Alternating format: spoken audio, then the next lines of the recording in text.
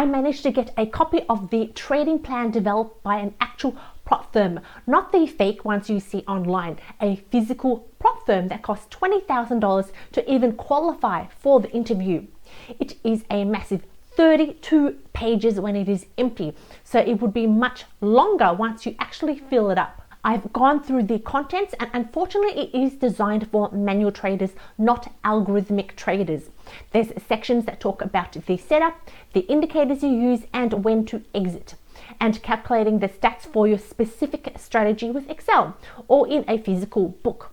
So I've gone ahead and adapted it for algorithmic traders. Let's start with why we need a trading plan. Trading is a business, and we should treat it as a business.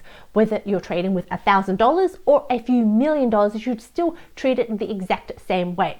So don't let the fact that you've only got $1,000 change the way you trade, because there are companies like DarwinX who are designed to help out good traders with a little money, but more on them later.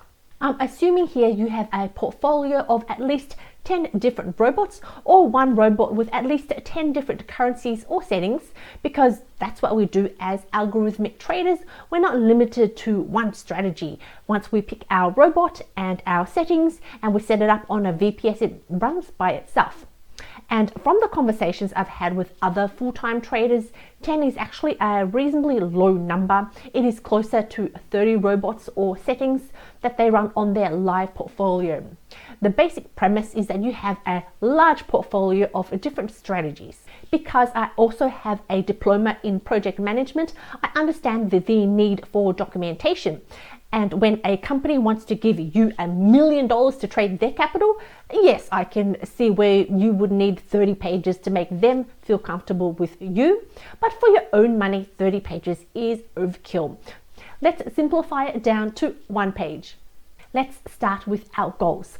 The template has daily, weekly, monthly, yearly, and life trading goals. So in the simplified version, I'm going to go with a maximum of 10% drawdown. And my reward for sticking to my trading plan is coffee. I have these cheap coffee pods at home, but if I stick to my trading plan, then I get to go out for fancy barista coffee as a weekly treat, or even coffee and a cake as my monthly reward. Big enterprise businesses are all about processes. So here I've got systems and processes in place. In the short-term processes, they keep the business running, while the long-term processes help us steer the ship in the direction we want to go. But before I talk about my processes, I need to talk about how I've got my robots set up. All my robots run on MetaTrader 4 or MetaTrader 5, and they're spread out over multiple VPSs that I have with multiple companies all over the world. Some are in New York and some are in London, all over the place. And all my accounts are spread out over different brokers. So this is all about diversification. And each MetaTrader terminal is connected to the free FX Blue publisher app, not their sync. Because the beauty of the FX Blue app is that you can control how often it publishes, which acts as a double check on if the VPS is live or not. And I add the FX Blue account to a portfolio. I have multiple portfolios, one for my live accounts, one for my cent accounts, any prop challenges that I'm taking, and have one for all my demo accounts. And the reason I have them on different portfolios is so I can keep an eye on the balance and equity for each portfolio individually. It doesn't make sense to have a cent account and my live accounts all mixed up, because the value per dollar is totally different. So in my daily checklist, I do this twice a day. I check my portfolio, do a quick eyeball down the page to see if all my terminals are still publishing to FX Blue. And anything over 5 minutes means the VPS or the terminal has crashed and needs to be restarted. On a good day, this process takes 10 seconds. On a bad day, it might take 15 minutes if a VPS has crashed. Bad days don't happen that often, and I do a quick eyeball on the overall portfolio value and write it down in my journal, because if you're trading sensibly, there shouldn't be wild swings in balance from day to day, because the goal here is a maximum of 10% drawdown, and there is no emotion at all involved in this process. Another step I have in place to remove emotion from my trading is every time I add a robot to an account, I also add an account protector in place. So I don't have one massive account where I trade all my robots. I have lots and lots of tiny little accounts. If you don't have a lot of money right now, that's where today's sponsor can help.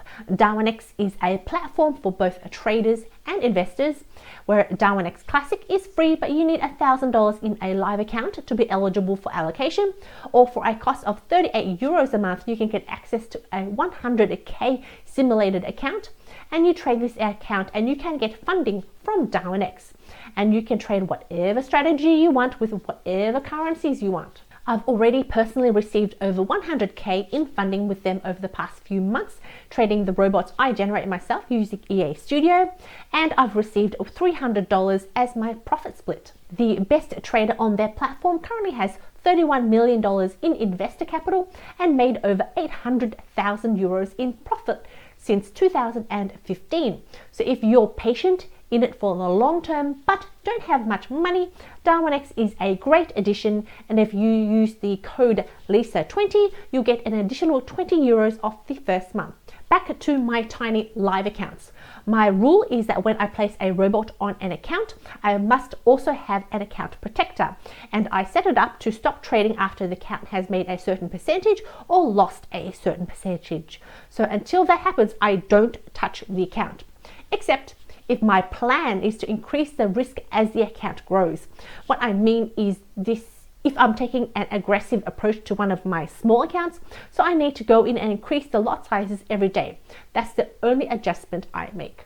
If it blows up, I don't touch it. If it hits take profit, I don't touch it. This is for me to calm down emotionally, which leads me to the weekly process. Now, the weekly process doesn't exactly happen once a week. It's more of a designated time I reserve in a quiet environment away from the kids, where I sit down and I review my trading accounts.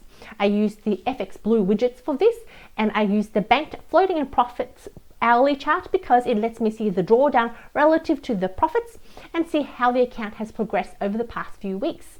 And I write down the action points here. If I want to increase or decrease a robot's risk, this is the point where I meddle with my robots. If there are any robots in my demo portfolio that meet my criteria to be promoted to my live portfolio, I will also make that decision here while I'm looking at my overall portfolio. Because just because a robot does well in demo doesn't mean it automatically gets promoted to live. It depends on what other robots I've got running at the time and if they have drawdowns at the same time. Any decisions I make get recorded in ClickUp, which is an app I've been using for many years. And the reason I chose this over a Word document is because you can attach files and pictures. So I can go back and look at my notes on the drawdown and when I made a particular decision. In the book Thinking in Bets by Annie Duke, she talks about resulting, which means the result of a decision doesn't reflect on if it was a bad decision or not. Let's say I choose a particular expert advisor which has been trading well over a 3-month period with a certain amount of drawdown. I place a robot on a live account and then the robot goes crazy and does weird stuff. The outcome means I make a loss on the account. But that doesn't mean the decision was a bad one. Based on the information I had at the time, the fact that the robot traded well for a few months, it was a solid decision based on facts. And using ClickUp with the ability to attach files and pictures and random notes helps me review my trading actions and decisions.